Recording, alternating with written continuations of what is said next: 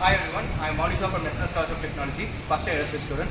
நம்ம இன்னைக்கு வந்து Cessna 152 trainer aircraft அதோட பேசிக்ஸ் தான் நம்ம பார்க்கலாம். ஃபர்ஸ்ட் நம்ம இந்த ரெண்டு பார்ட்ஸ் இது என்ன இன்ஜினா பார்க்கறதுக்கு முன்னாடி அதோட ஸ்பெசிஃபிகேஷன்ஸ் பார்க்கலாம். ஸோ இந்த போர்டில் இருக்கிறதா இதோட ஸ்பெசிஃபிகேஷன்ஸ்.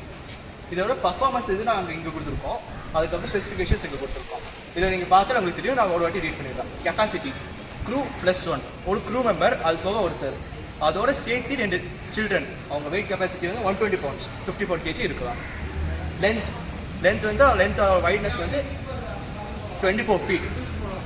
விங் ஸ்பேனோட சேர்த்து நான் பார்த்தா நம்மளுக்கு 33 feet 4 inch வருது. ஹைட் கீழேருந்து மேலே நம்மளுக்கு வந்து 8 feet வரைக்கும் வருது. ஸோ இதெல்லாம் தான் நம்மளுக்கு பேசிக் ஸ்பெசிஃபிகேஷன்ஸ். அதுக்கப்புறம் பர்ஃபார்மன்ஸ் இது பார்த்தாலே உங்களுக்கு தெரியும். மேக்ஸிமம் ஸ்பீட் இந்த ஏர்க்ராஃப்ட் எவ்வளோ போகும்னா 126 miles per hour. அது நம்ம கிலோமீட்டர் பர் ஹவரை கன்வெர்ட் பண்ணால் 203 km/h. ஓகேவா? ஸோ இதே மாதிரி cruise speed, stall speed, range, ferry range, service ceiling, rate of time, so இதெல்லாம் நம்ம இது பண்ணியிருக்கோம். ஓகேவா? ஸோ நெக்ஸ்ட்டு நம்ம ஏர்க்ராஃப்டோட பார்ட்ஸ் ஒவ்வொன்றா பார்த்துக்கலாம். பேசிக் பார்ட்ஸ். ஓகேவா? ஃபர்ஸ்ட் ஒன் இதை எல்லாருக்கும் கண்டிப்பாக தெரியும், ப்ரொப்பலர். இந்த ப்ரொப்பலர் வந்து கிளாக்வைஸ் டைரக்ஷனில் நமக்கு போகும். அதுக்கப்புறம் இதில் உள்ள இருக்க இன்ஜின் வந்து பிஸ்டன் இன்ஜின். ஓகேவா? நம்மளோட ஏர்க்ராஃப்ட் வந்து 2 பார்ட்டாக பிரிக்கலாம். ஒன்று ஃபியூசலேஜ் அண்ட் எம்பனேஜ். ஃபியூசலேஜ்ன்றது நம்மளுக்கு இந்த பார்ட் தான். ஓகேவா? ரெண்டு பார்த்தா நெக்ஸ்ட் வந்து எம்பனேஜ். நம்மளுக்கு பேக்கில் டெய்லில் அப்புறம் கீழே விங்ஸ்லாம் இருக்குல்ல, அதுதான் நம்ம எம்பனேஜ் சொல்லுவோம். அது டோட்டலாக பேக்கில் பார்த்தா நம்ம எம்பனேஜ் தான் சொல்லுவோம். ஓகேவா? இது வந்து ஹை விங் ஏர்க்ராஃப்ட். நம்மளுக்கு high wing, low wing, mid wing என்ன சொல்லுவோம்.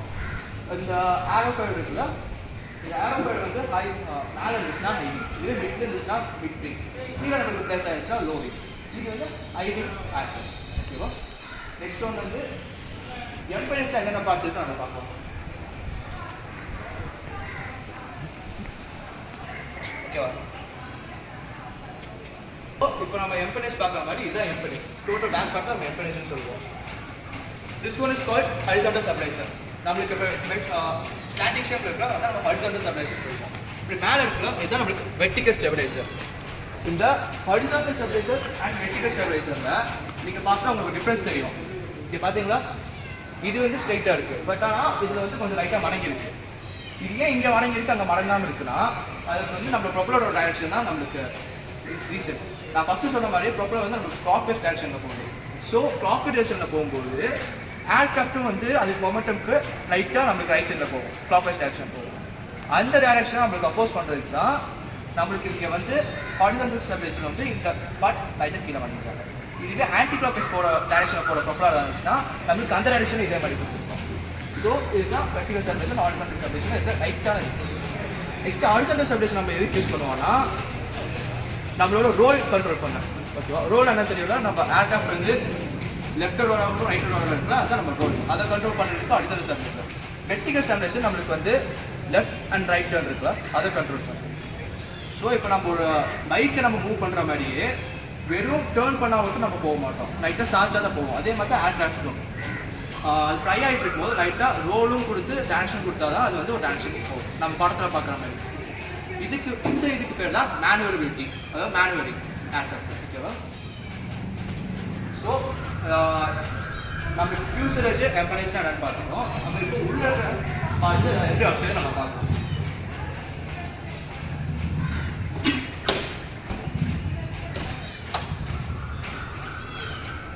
ஸோ இதில் வந்து டபுள் கண்ட்ரோலர் இருக்குது.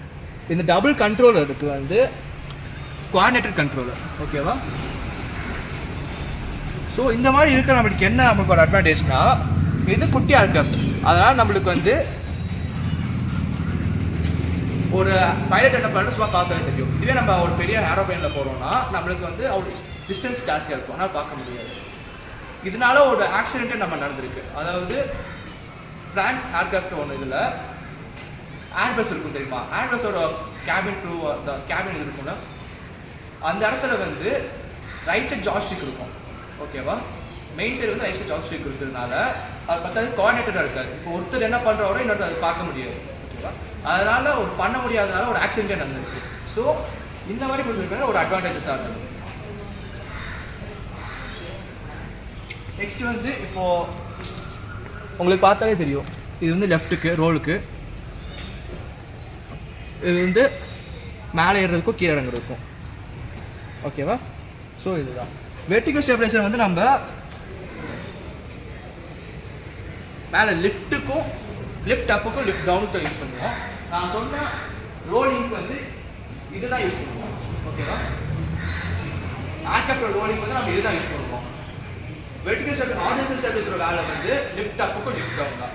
ஸோ இதுதான் பேசிக்காக செஸ்னா 152 ஒர்க் செய்யுது. தேங்க்யூ.